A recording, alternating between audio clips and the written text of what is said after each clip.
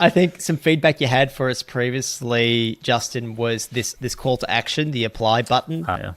I think you said, yeah, what did you say about that? Yeah, so my thought was I was asking what happens when they click this. So is it just a landing page and then they get more information and then they have the opportunity to like finally apply, or when they hit apply, is it taking their information and then they're out? Because apply does seem like a stronger call to action, like on people's mental whatever. So if there is just more information on the other side, then I would soften it and I would put learn more. That way they know like it's safe to click and explore a little more without expecting to get hit with a form fill or something. In my mind, that's just a better mental path for those. So I would play around with different CTAs there.